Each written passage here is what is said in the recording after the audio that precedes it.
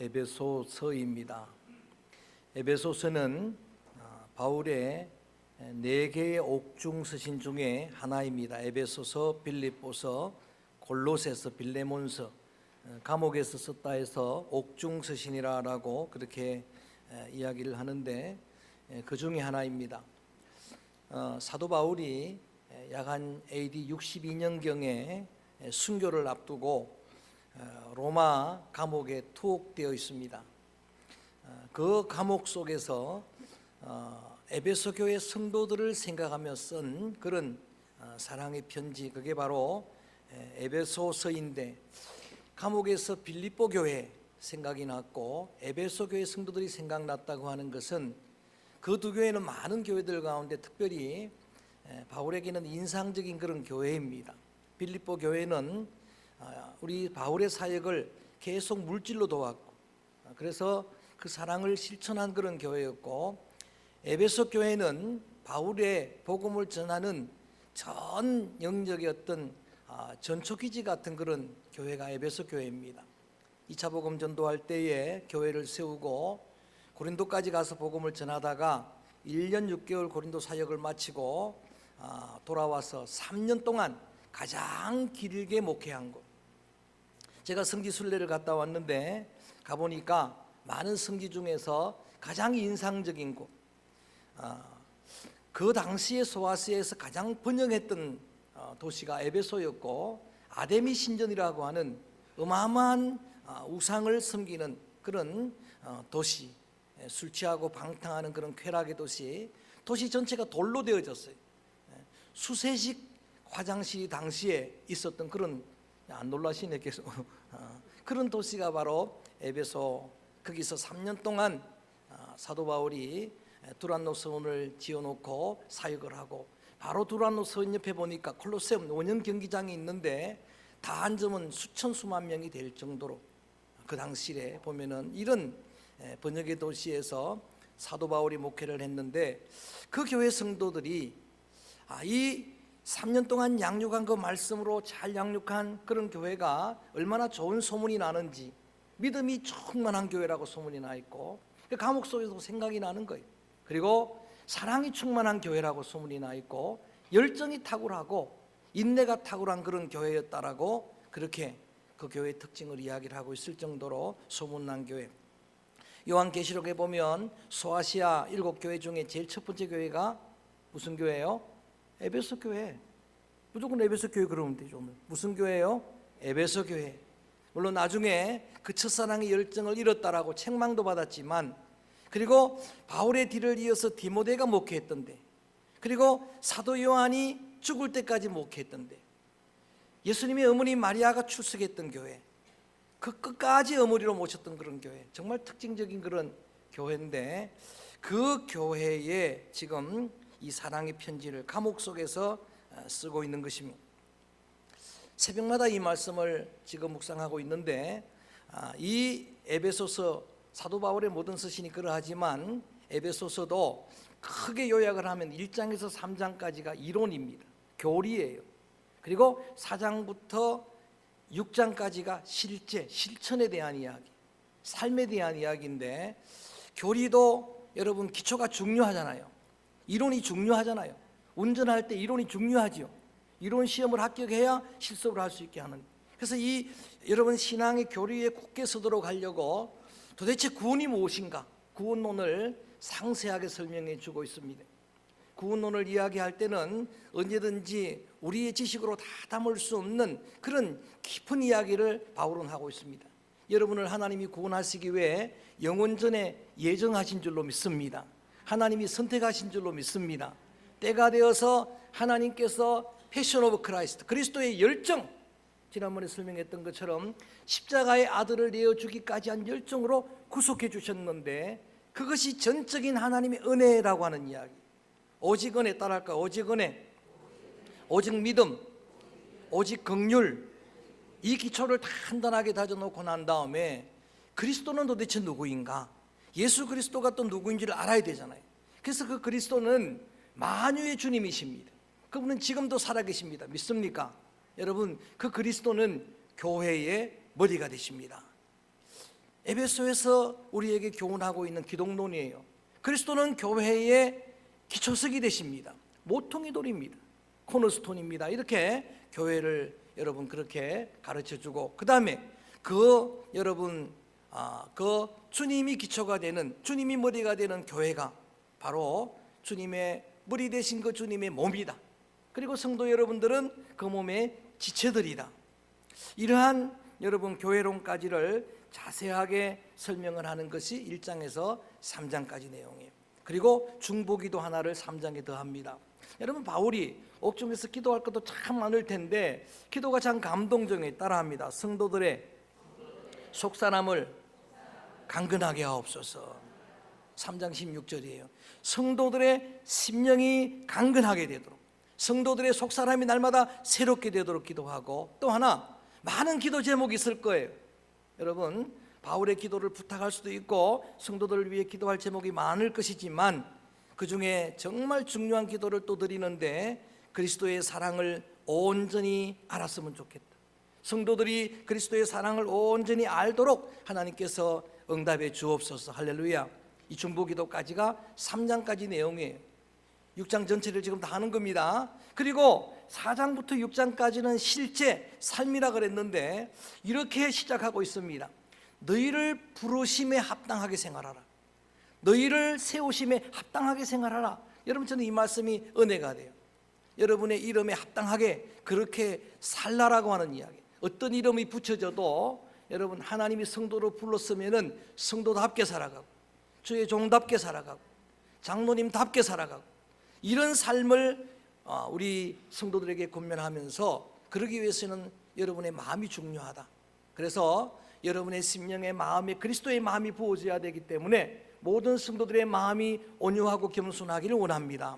뿐만 아니라 성령님은 하나 되게 하는 영인데, 이렇게 이런 기본을 가지고 이렇게 살아갈 때에 그 하나 되게 하는 성령을 따라서 온 교회가 연합하라, 온 교회가 하나가 되라, 이거를 강조하는 거예요. 이유불문하고 여러분, 성령님은 여러분 화합하게 하는 영, 화평의 영, 하나 되게 하는 영인 줄로 믿습니다. 이유불문하고 사탄은 분열의 영이에요. 다툼의 영입니다. 그래서 성령을 따라 하나 되게 하고, 또 하나 강조하는 게 있는데 그게 뭔가 하면은, 교회에서 몸된 교회를 지체로 섬길 때는 주님이 주신 은사대로 감당하라. 하나님이 여러 가지 은사를 주시면 그 은사대로 사역을 하고, 그리스도의 몸의 지체이기 때문에 하나만 자라가려고 하지 말고, 여러분 모든 지체들이 그리스도 안에서, 주님 안에서 같이 자라가도록 하라. 함께 성장하도록 하라. 이런 권면의 말씀을 드리고 있습니다.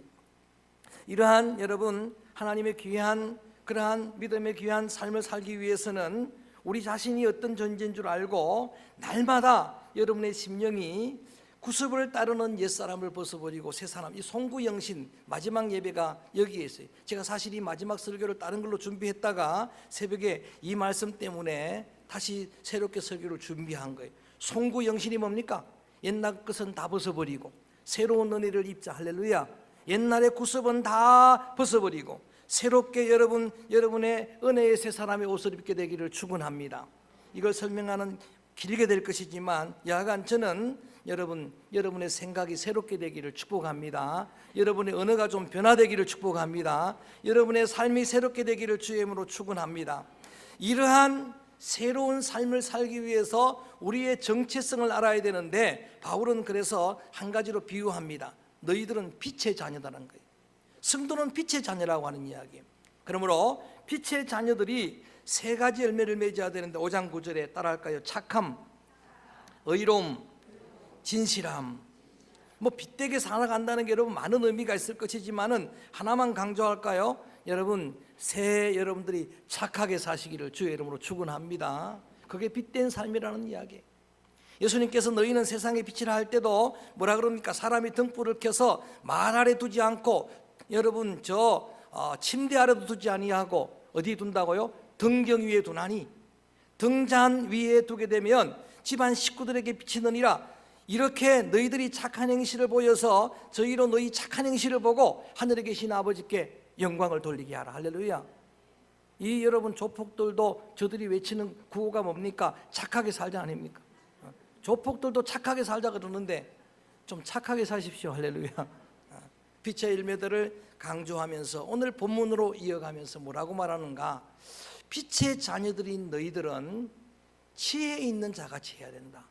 오늘 이 한 해의 마지막 주일에 이 말씀을 마음에 꼭 새기고, 여러분 지금까지도 그랬겠지만 새해에는 여러분 더 지혜롭게 살아가는 주님의 자녀들 되기를 주님의 이름으로 권면합니다. 15절에 이렇게 권면합니다. 15절 말씀 한번 소리내서 읽어봅니다. 시작. 그런즉 너희 자세히 주의하여 지혜 없는 자같이 하지 말고 오직 지혜 있는 자같이 하여. 여기까지. 지혜 없는 자같이 하지 말고 오직 지혜 있는 자같이 하여. 그래서 제목을 지혜 있는 자같이 하라. 시작.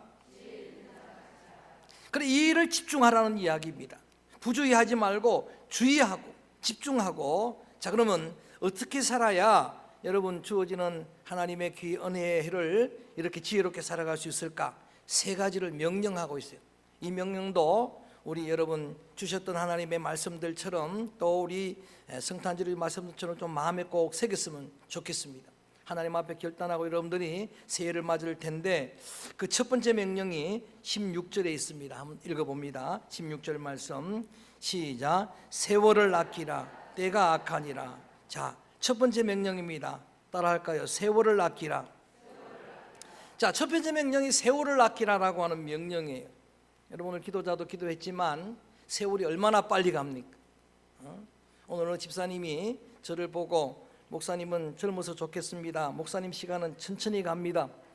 그래서 저도 이제 시속 60km입니다. 그랬는데 살처럼 빨리 가는 세월. 여러분, 이런 가는 세월, 누구도 막을 수도 없는 세월, 여러분 저 시계는 고장나지만 고장 넘는 세월, 그 세월을 아끼라고 제일 먼저 명령하고 있습니다. 제가 조금 유식한 말로 표현을 하겠습니다. 톤 가이론 엑사 그로저 메노비. 말도 어려워요. 이게 원문입니다. 헬라어 원문인데 이걸 직역하게 되면은 따라합니다. 시간을 구속하라. 리딤 더 타임이에요.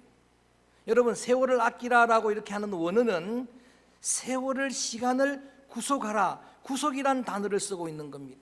이제 구속이란 건 여러분 아시는 대로 값을 지불하고 산다라고 하는 의미잖아요. 값을 지불하고 사는 거예요.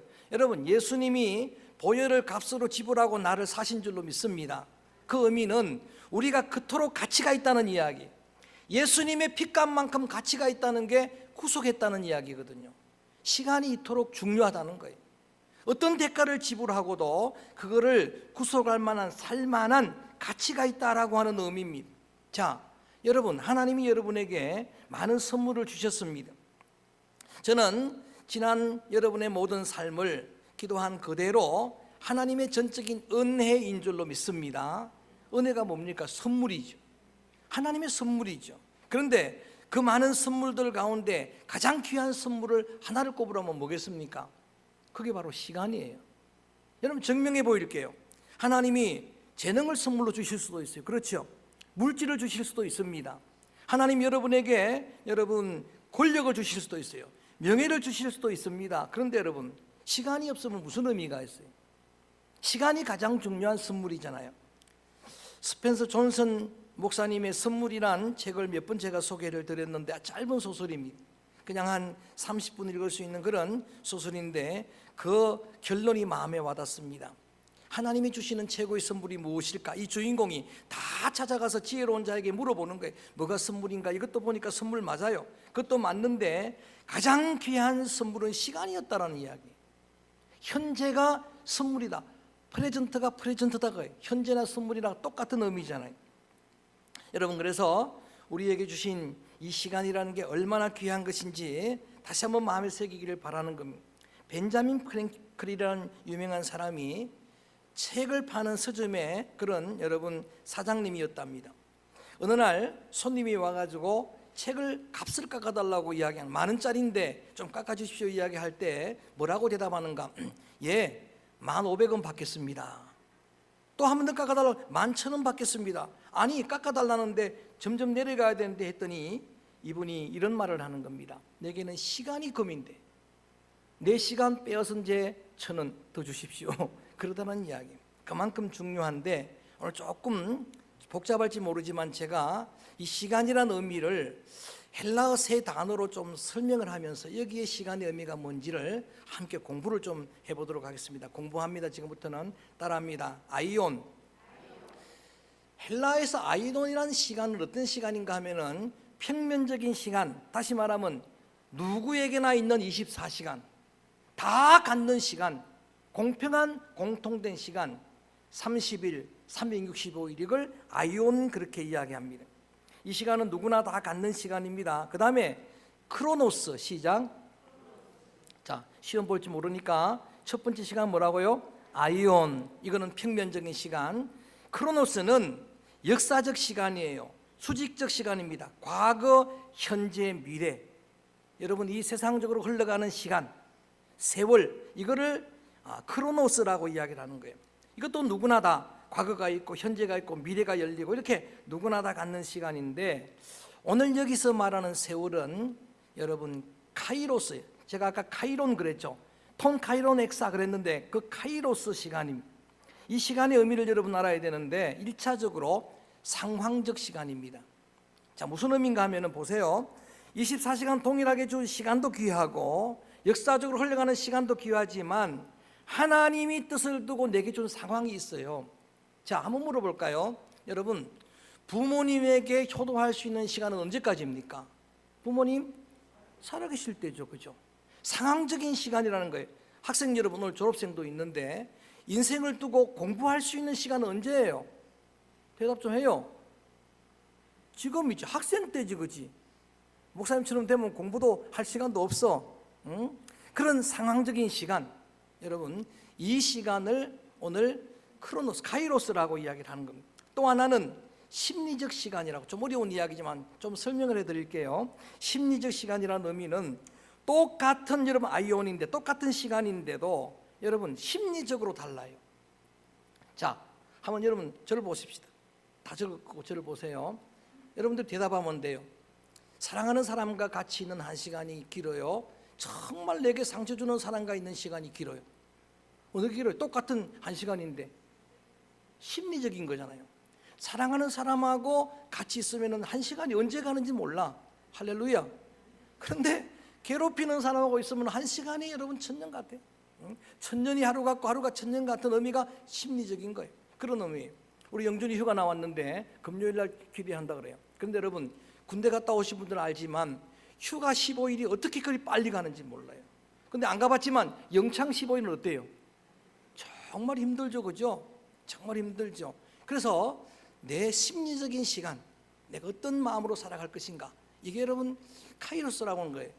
저는 결혼한 지가 31년째가 됐어요. 오, 놀라십니까?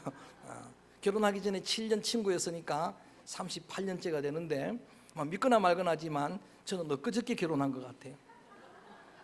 저 혼자 생각입니다만 엊그저께 결혼한 것 같아요. 여러분, 그게 만약에 지겨웠다면 그럴 수가 없는 겁니다. 신혼부부입니까? 저 대답하시는 분이 어느 날 저한테 이렇게 이야기를 하는 거예요. 목사님, 우리 집에 신랑이요, 요새 말을 잘 안 들어요. 그래서 신랑이 누군가 봤더니 80이 다 됐어. 그래서 제가, 야, 대단한 분이다. 여러분, 내가 볼 때는 헌신랑인데 새신랑이라고. 신랑이라고. 심리적인 거예요. 또 하나가 종교적 시간입니다. 이게 다 여러분, 이거는 정말 그 아이온하고 달라요.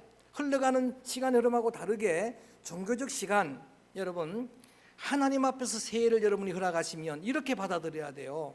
하나님이 내게 뜻을 두시고 하나님께서 나를 향한 꿈을 두시고, 그리고 하나님께서 여러분 앞에 하나님과 동행할 귀한 시간을 허락하셨으면은 이것 하나님의 소중한 카이로스예요. 제가 이거를 조금 복잡하게 설명을 했습니다만은 좀 쉽게 설명을 종합적으로 하게 되면은 새해에 하나님이 여러분에게 주시는 모든 기회의 시간, 이게 바로 카이로스예요.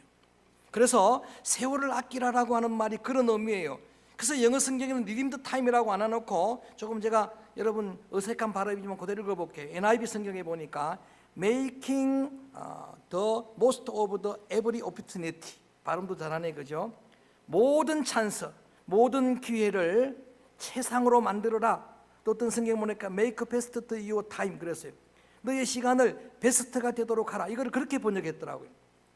저는 오늘 이 말씀을 여러분에게 이 마지막 손년주일에 전하면서 한번 따라할까요? 세월을 아끼라. 지난날도 그랬겠습니다마는 하나님이 새해를 여러분에게 선물의 해로 주어주시면은 그 세월 속에 하나님이 담아놓은 모든 기회들을 놓치지 말고 붙들게 되기를 주의 이름으로 권면합니다. 하나님이 함께 하시는 시간, 여러분 우리가 주의 몸된 교회에서 사명을 받지만 이게 영원히 주시는 사명이 아니에요. 저도 마찬가지예요. 그 여러분 상황적인 기간이 있어요. 시편 90편에 보니까 모세의 시편이라고 알려졌는데 인간의 연수가 70이고 강건하면 80인데 신속기간이 날아가느니라라고 말씀하고, 전도서 3장에는 보니까 따라합니다. 천하의 범사가 기한이 있느니라. 그 기한이 있는 거예요. 다 영원히 주어지는 기회들이 아니란 이야기예요. 전도서 12장에는 청년의 때에 공고한 날이 이르기 전에 창조주를 기억하라. 그런 기한이 있는 거예요. 범사의 때가 다 있는 겁니다. 그래서 오늘 제일 먼저 여러분 마음에 새기면서 하나님 내게 주어지는 2020년 새해는 최고의 해가 되도록, 지상이 되도록 나는 세월을 아끼겠습니다. 허송하지 않겠습니다. 그 순간순간의 선택의 기회를 선용하겠습니다. 그 여러분 선택이 여러분의 미래를, 영혼을 좌우하게 될 줄로 믿습니다. 그래서 첫 번째 명령입니다. 세월을 아끼라. 시작. 말씀드렸던 그 의미를 조금 깊이 여러분들이 한 주간 새겨보시길 바랍니다. 그 다음에 두 번째, 주의 뜻을 이해하라입니다. 시작. 17절 크게 한번 읽어볼까요? 17절, 세월을 아끼라가 첫 번째 권면, 지혜롭게 사는 믿음의 성도들의 두 번째 여러분 삶입니다. 17절 시작. 그러므로 어리석은 자가 되지 말고 오직 주의 뜻이 무엇인가 이해하라. 주의 뜻을 이해하라 라고 하는 것이 두 번째 명령이에요.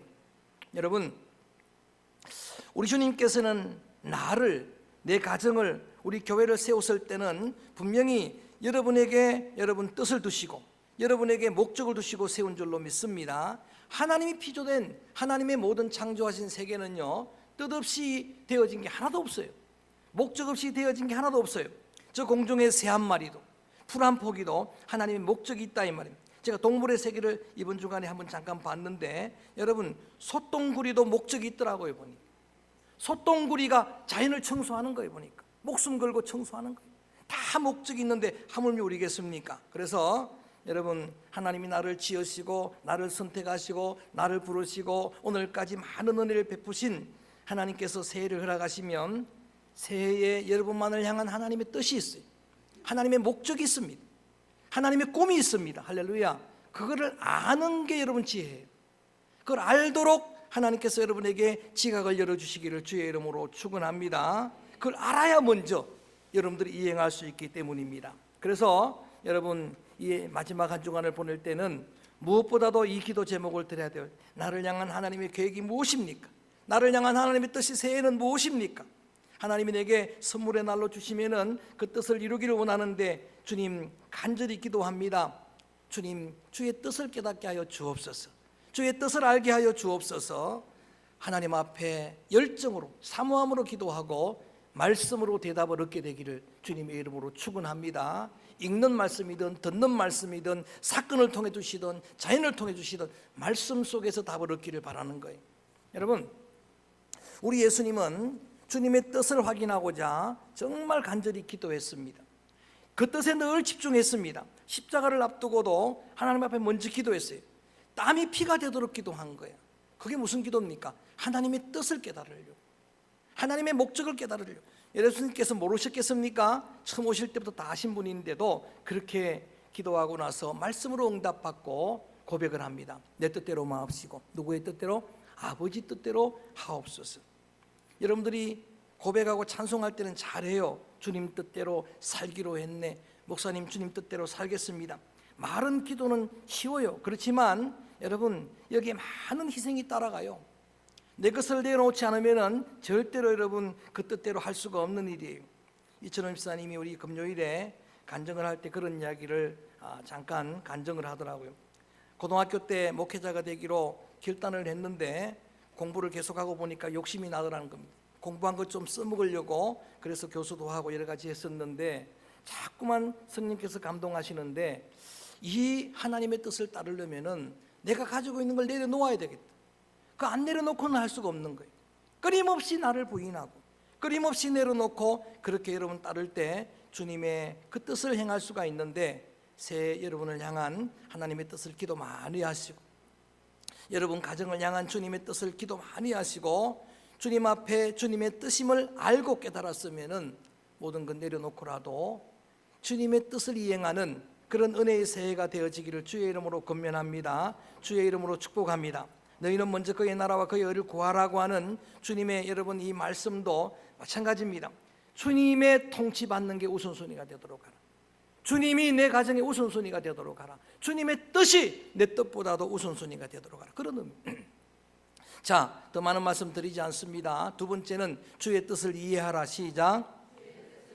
첫 번째는 뭐라고요? 세월을 아끼라. 다 새기라 그랬습니다. 두 번째는 뭐라고요? 주의 뜻을 이해하라. 마지막 세 번째 18절 읽어봅니다. 18절 말씀 소리내서 크게 읽어봅니다. 시작. 술 취하지 말라. 이는 방탕한 것이니 오직 성령으로 충만함을 받으라. 세 번째 명령입니다. 성령으로 충만함을 받으라. 시작.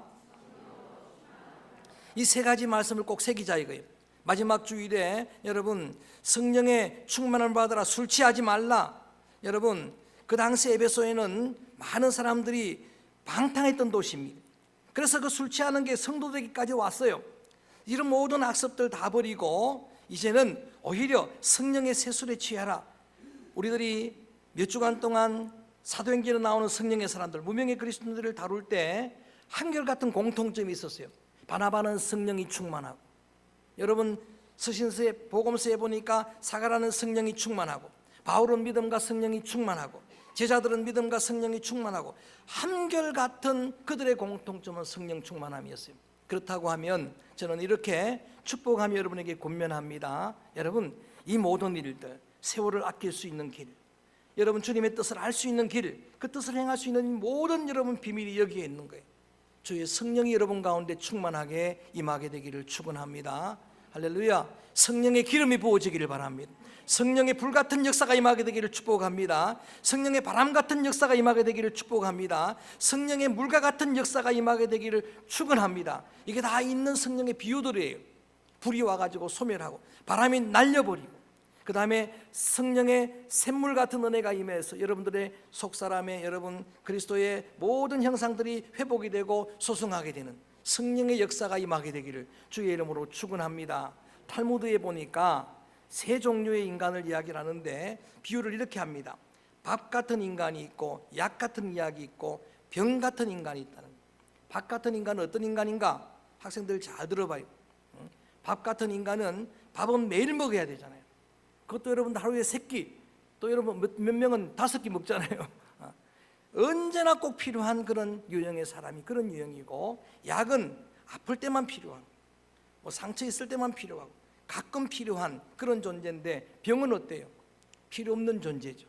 꼭 필요한 존재. 성경 속에서도 여러분 인생을 세 가지로 분류하면, 특별히 사도 바울 서신에는 보면은 자연인을 분별하고 있어요. 이 불신자들, 예수 믿지 않는 그런 사람들을 분별하고, 성도들 가운데도 두 가지, 육에 속한 그리스도인, 영에 속한 그리스도인.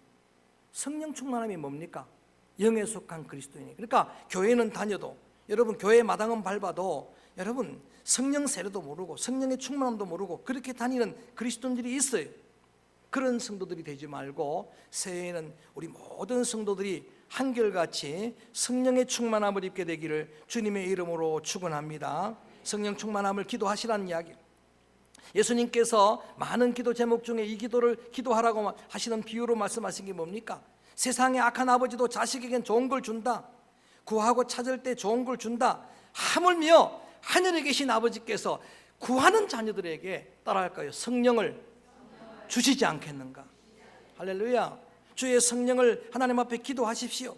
주의 성령의 충만함을 주시게 될 것입니다. 성령이 임하게 되면 자녀들이 예언하게 될 것입니다. 꿈을 꾸게 될 것입니다. 환상을 보게 될 것입니다. 이런 놀라운 역사들이 있는데, 성령의 충만함은 권능도 찾아오는 거예요. 성령의 충만함은 열매도 찾아오는 거예요.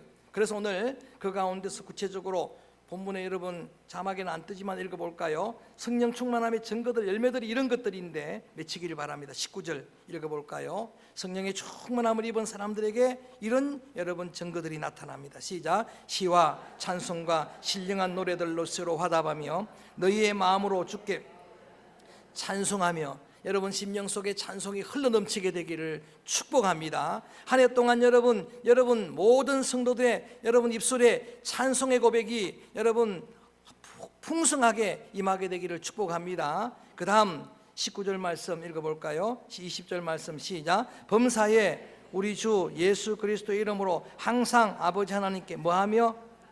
범사에 감사하며가 여기 있어요. 범사에 감사하게 될 수밖에 없는 겁니다. 범사 속에는 다 들어갑니다. 좋은 것만 있는 게 아니고 좋지 않은 것도 다 들어가요. 새해를 여러분들끼리 전망해 보면 어떻습니까? 여러분 좀 밝아 보입니까? 저는 이 정치를 볼 때나 저는 TV를 이제는 켜질 않아요. 뉴스를 보지도 않아요. 정말 너무나 암울한 그런 여러분 우리의 새해를 전망할 수가 있는데, 여러분 가정도 교회도 뭐 우리나라도 그렇습니다만, 그런데 여러분 범사가 뭡니까? 똑같이 그런 상황 속에서 불평하고 좌절하고, 여러분 범사의 감사가 아니죠. 성령의 사람들이 아닙니다. 저는 여러분 새해에 여러분 상황, 환경, 사람 다 초월하고 여러분 속에 감사의 성령이 충만해서 범사가 감사 제목이 되기를 주님의 이름으로 축복합니다. 항상 기뻐하라, 쉬지 말고 기도하라, 범사에 뭐하라? 감사라. 이것이 너희를 향한 하나님의 뜻이니라라고 말합니다. 또 하나 마지막으로 21절 보면은 이런 열매가 나타납니다. 시작. 그리스도를 경외함으로 복종하라. 여러분 우리를 지체라고 말했을 때는 다 다릅니다. 다른 게 틀린 게 아니에요. 다양함입니다. 그래서 우리 교회도 보면은 어떤 이들은, 저는 여러분 볼 때 어떤 지체 같아요? 늘 말해야 되니까 뭐 같아요? 입 같죠, 그죠? 순종하는 장로님들은 발, 손 같고, 여러분 각자 지체가 있는데 서로가 이치하다 원언하다 이렇게 되어 있어요. 서로가 복종하고 협력하고, 이게 다 성령의 충만함으로 맺어지는 열매들이라고 그렇게 말합니다. 그 뒤에 있는 나머지 내용들은 한번 다시 설교할 기회가 될 때에 힘으로 능으로 되지 않는 이런 영적 전쟁에서도 이길 수 있는 게 하나님의 전신갑주 이야기는 다음에 한 번 더 하도록 하겠습니다. 오늘 마지막 예배를 여러분 금년에 드리면서 오늘 제목의 말씀처럼 따라할까요? 지혜 있는 자같이 하라. 지금까지도 그렇게 살아오셨겠지만 새해 결단하고 여러분들이 믿음으로 출발할 때 정말 지혜로 채워지는 한 해의 삶이 되어지기를 주의 이름으로 축복합니다. 주의 이름으로 축원합니다. 그러기 위해서는 이 말씀을 마음에 새겨야 해요. 다시 한번 따라할까요? 세월을 아끼라. 주의 뜻을 이해하라. 더 크게 성령으로 충만함을 받으라. 이 말씀대로 하나님의 은혜의 해를 열어가게 되기를 주의 이름으로 축원합니다. 주의 이름으로 축복합니다. 그래서 오늘 이 찬송을 부릅니다. 성령 하나님 나를 만지소서. 성령 하나님 바람처럼 불처럼 우리 가운데 임하여 주옵소서. 정말 간절히 목마른 사슴이 시냇물을 갈급히 찾듯이 좀 간절한 마음으로 이 찬송을 드립니다. 성령 하나님 나를 만지소서. 상하고 깨어진 나를 새롭게 하여 주옵소서. 시들어버린 내 영혼을 살려주옵소서. 간절한 마음으로 이 찬양을 드립니다. 성령 하나님 나를 만지소서.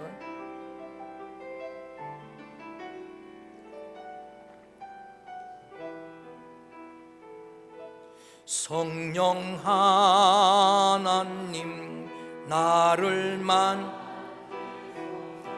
상하고 깨어져 지친 나를 새롭게 하소서.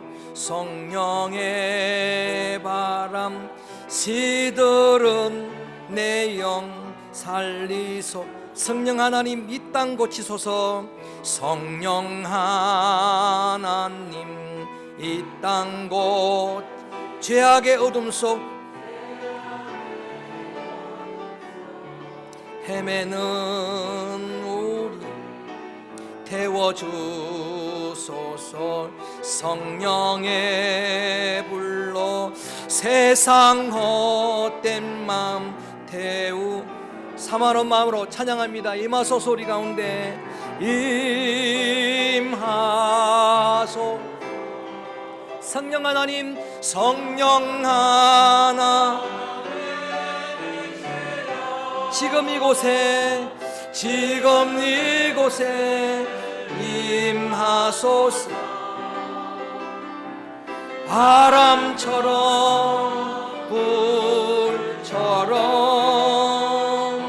성령이여. 한 번 더 사모하는 마음으로 성령 하나님 나를 만져주소서. 성령 하나님 나를 만지소서.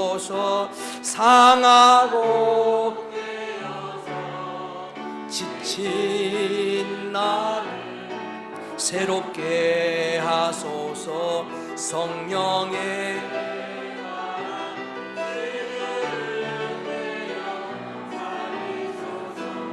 성령 하나님, 성령 저선의 육신을 치료해 주옵소서. 상처를 치료해 주옵소서. 우리의 가정을, 교회 공동체를, 이 나라 이 땅을 고쳐 주옵소서. 성령의 불로 임하여 주옵소서.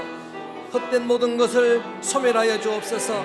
성령의 바람으로 소멸하여 주옵소서. 성령의 단비로 소성하게 하여 주옵소서. 성령의 샘물로 새롭게 하여 주옵소서.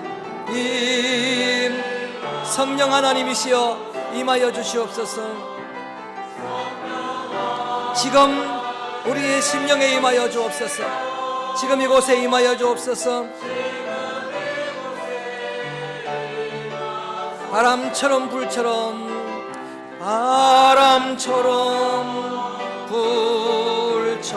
성령여 임하소서. 성령 마지막으로 임하소서. 더 뜨겁게 찬양합니다.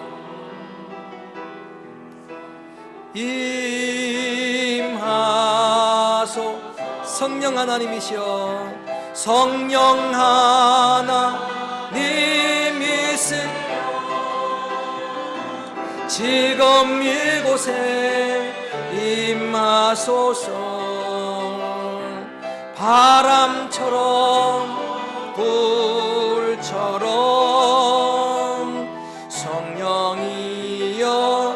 성령이여 임하소서. 한 번 더.